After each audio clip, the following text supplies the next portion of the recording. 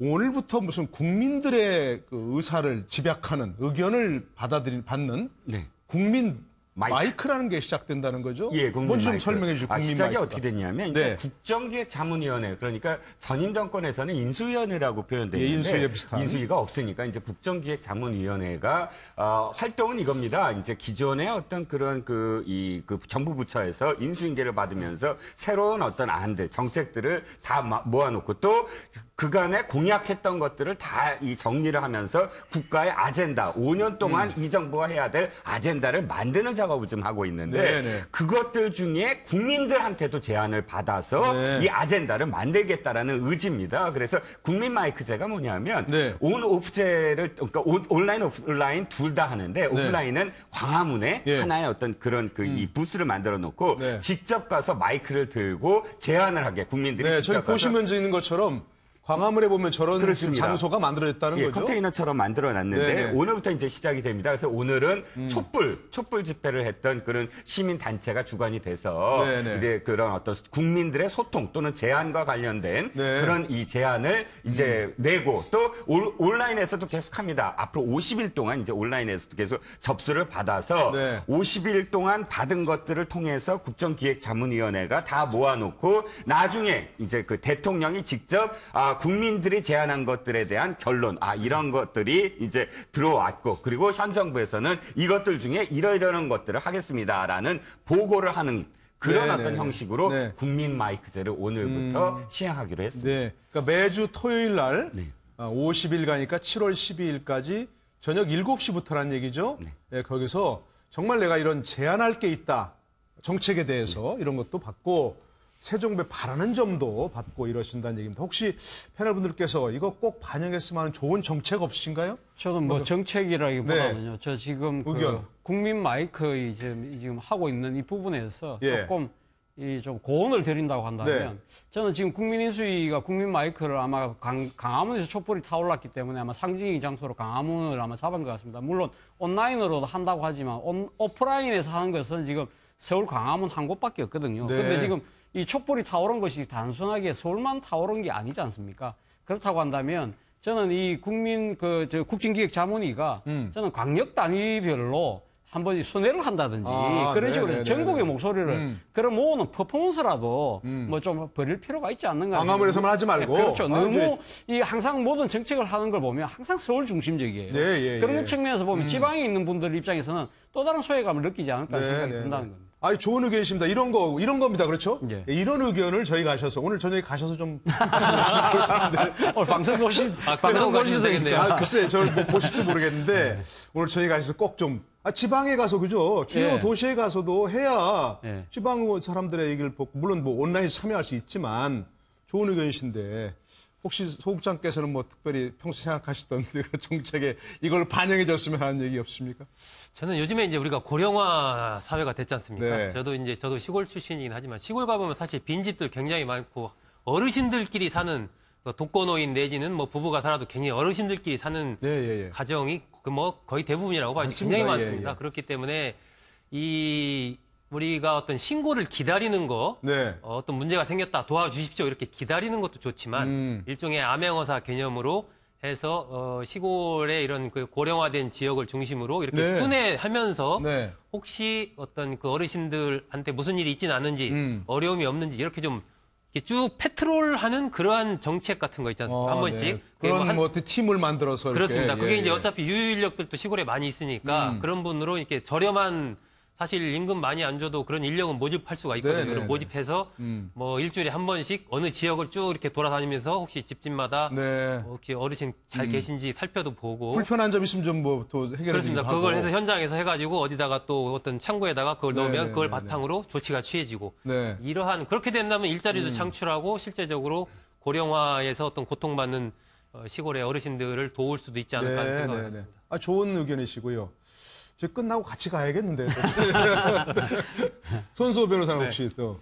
저는 뭐 구체적인 정책이라기보다는 저런 또 의미도 좀 짚어주시고 저렇게 네. 국민 마이크를 운영하는. 네. 굉장히 좋죠. 굉장히 좋습니다. 네. 일단 소통이라는 그런 표현에 단어에 어울리는 그런 행위인 것 같고요. 네네. 그리고 또 최근에 이제 촛불 시위 전국을 거치면서 굉장히 적극적으로 본인의 의사를 표현하는 국민들이 더욱 더 늘어난 것 같습니다. 네네. 그리고 또 이제 책상에 앉아 있는 공무원들이 뭐 책상에 앉아 있지만 않겠습니다만 공무원들이 현장의 어떤 느낌이나 이런 것들을 100%다 알기는 어렵거든요. 네. 그리고 또 실제로 문제를 현재 느끼는 그리고 아쉬움이 있는 그런 국민들의 목소리가 직접적으로 전달될 수 있는 창구가 굉장히 필요합니다. 네. 그런데 이제 관공서에 가거나 직접 뭐 어떤 행정적인 절차를 거치기는 또 쉽지 않거든요. 네. 그런 차원에서 이제 나들이 가는 그 차원에서 나들이 가는 마음으로 나갔다가도 내가 지금 현재 느끼는 어려움이 무엇인지, 네. 안타까운 무엇인지 이런 방향으로 정책이 결정되었으면 좋겠다든지 네. 이런 거를 편하게 전달할 수 있다고 한다면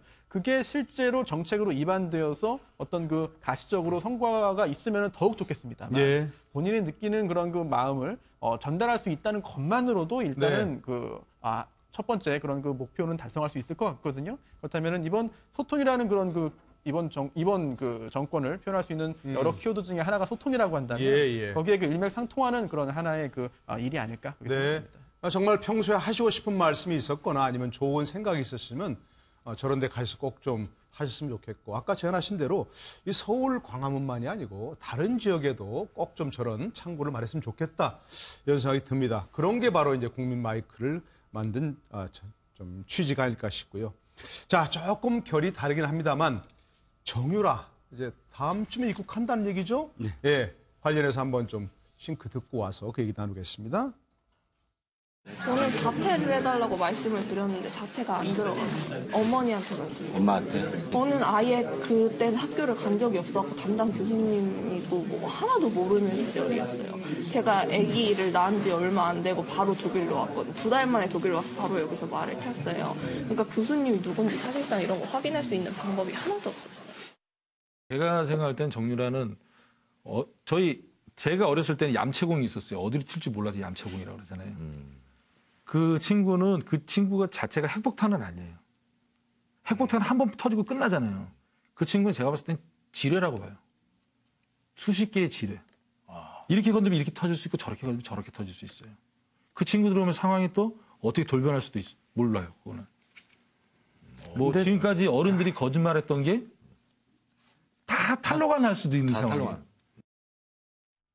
자, 이제 어쨌든 정유라 씨가 귀국을 하면 지금 진행 중인 이른바 국정농단 재판, 뭐 최순실 씨도 물론이고 박근혜 전 대통령에 대한 재판도 혹시라도 무슨 영향이 있지 않을까? 뭐 아까 얘기한 대로 뭐 럭비공 어디로 튈지 모르고 지뢰 뭔가 엄청난 증언이 나올 수도 있을까? 그건 어떻게 전망하세요, 손소 변호사? 그럴 가능성 충분히 있어 보입니다. 가능성이. 네, 물론 수사와 재판을 진행해봐야 되는 것이지만 네. 지금 장시호 씨 같은 경우에도 처음에는 이렇게 그 특검 수사에 도움이 될 줄은 아무도 몰랐거든요. 네. 그런데 막상 지내고 보니까 굉장히 여러 가지 아주 유용한 그런 진술들이 나왔고 수사와 어떤 그 재판에 큰 영향을 미쳤습니다. 그렇다면 이제 이번에 정유라 씨도 실제로 입국해서 검사와 맞닥뜨려서 검사와 대면해서 이야기를 한다면 여러 가지 뭐 아예 진술권을 행사한다면 모르겠지만 예. 이걸 여는 순간 새로운 사실이 드러날 수 있거든요. 네, 그럴 네. 가능성 충분히 있다고 생각됩니다. 네. 혹시 지금 물론 이제 뭐 추측입니다만 왜 지금 새삼스럽게 항소 다 포기하고 덴마크에서 지금 갑자기 귀국을 결심하게 된 건가요?